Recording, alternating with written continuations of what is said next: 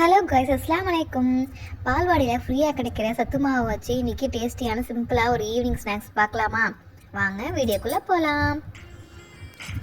இந்த சத்து மாவு பால் ஊட்டும் தாய்மார்களுக்கு, கர்ப்பிணி பெண்களுக்கெலாம் தராங்க. ஃப்ரீயாக தான் தராங்கங்கிறதுக்காக டேஸ்ட் இல்லை, பெனிஃபிட்ஸ் இல்லைன்னு நினச்சிக்காதீங்க. இதுவும் ப்ரோட்டீன் ரிச் ஃபுட்டு தான். டேஸ்ட்டு செம்மையாக இருக்கும். ஒரு தடவை செஞ்சு கொடுங்க, கண்டிப்பாக உங்கள் குழந்தைங்களாம் அடுத்தது தடவை இதை வாங்கி செஞ்சு கொடுங்க அப்படின்னு சொல்லி கேட்க ஆரம்பிச்சிருவாங்க. இதில் வந்து வறுத்த கோதுமை மாவு, நிலக்கடலை மாவு, அப்புறம் முளைக்கட்டிய கேழ்வரகு மாவு, அப்புறம் உப்புலேருந்து எல்லாமே இதிலே ஆட் பண்ணியிருக்காங்க. இந்த பேக்கெட்லேயே இதை நம்ம எப்படி பயன்படுத்தணும் அப்படிங்கிறதெல்லாம் போட்டிருக்காங்க. இந்த பேக்கெட்லேயே நம்ம வச்சு யூஸ் பண்ணக்கூடாது. பேக்கெட்லேருந்து ஃபஸ்ட்டு ஒரு டப்பர் வேர்க்கு மாற்றிக்கலாம். மாற்றிட்டு அதில் பூச்சி இருக்கா ஏதாவது இருக்கான்னு பார்த்துக்கணும். நாங்கள் வாங்கினப்போ நல்லாவே ஃபைனாகவே இருந்துச்சு. இது சலிக்கலாம் வேணாம், இது வந்து நல்லா தான் இருக்கும்.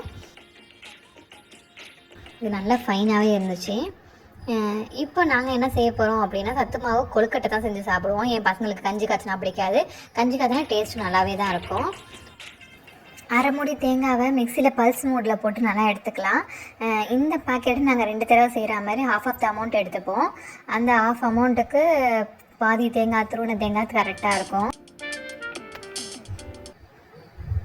இதுலேயே உப்பு இருக்கும், அதனால் உப்புலாம் எதுவும் போட வேணாம். ஜீனி மட்டும் கொஞ்சோன்னு என்ஹான்ஸ் பண்ணுறதுக்காக.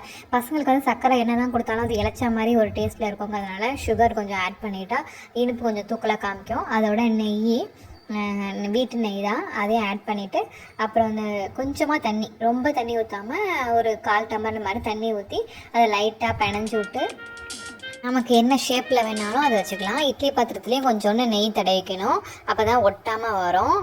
இட்லி பாத்திரத்தில் நெய் தடவிட்டு நமக்கு என்ன ஷேப்பில் தோணுதோ அந்த ஷேப்பை பிடிச்சி வைக்க வேண்டியதான். டேஸ்ட்டு கண்டிப்பாக நல்லாவே இருக்கும். உங்கள் பசங்களுக்கும் கொடுத்து பாருங்கள், விரும்பி கேட்பாங்க. என் பசங்க இதை வந்து சும்மாவே சாப்பிடுவாங்க. இந்த பவுடர் சாப்பிட்றதுக்குமே பிடிக்கும், இந்த கொழுக்கட்டை சாப்பிட்றதுக்குமே ரொம்ப பிடிக்கும். அதனால் நான் மந்த்லி ஒன்ஸ் ஆர் வீக்லி ஒன்ஸாவது செஞ்சு கொடுத்துருவேன். இப்போதைக்கு நிறைய ஸ்கூலில் வந்து பேக்கெட் ஃபுட்டு, ஜங்க் ஃபுட்ஸ்லாம் ஸ்நாக்ஸ்க்கு அலோவ் பண்ண மாட்டேங்கிறாங்க. அப்படிங்கிறப்போ இந்த கொழுக்கட்டை இதை மாதிரி ஏதாவது ஸ்நாக்ஸ் செஞ்சு கொடுத்தா அவங்களும் டேஸ்ட்டாக விரும்பி சாப்பிடுவாங்க. நீங்கள் இது மாதிரி ட்ரை பண்ணியிருக்கீங்களா, சாப்பிட்ருக்கீங்களா, டேஸ்ட்டு உங்களுக்கு பிடிக்குமா அப்படிங்கிறத மறக்காமல் கமெண்ட் பண்ணுங்கள். இதை ஒரு 5 to 10 மினிட்ஸ் ஆவியில் வேக வச்சாலும் நல்லா வெந்து வந்துடும். இந்த சத்து மாவு பாக்கெட்டை நீங்கள் வாங்கியிருக்கீங்களா, நீங்கள் யூஸ் பண்ணியிருக்கீங்களா, என்ன மாதிரி யூஸ் பண்ணியிருக்கீங்க அப்படிங்கிறதே மறக்காமல் கமெண்ட் பண்ணுங்கள். இந்த வீடியோ உங்களுக்கு பிடிச்சிச்சுன்னா என்னோடய சேனலை லைக் பண்ணி, ஷேர் பண்ணி, சப்ஸ்கிரைப் பண்ணுங்கள். இந்த வீடியோ எடுக்கிறதுக்குள்ளாரே என் பசங்க தனியாக வேணும், கையில் சாப்பிட்றதுக்கு வேணும் அப்படின்னு சொல்லிட்டு வந்துட்டாங்க. அவ்வளோதான் என்னோட வீடியோ. தேங்க்ஸ் ஃபார் வாட்சிங். டாட்டா, பாய் பாய்.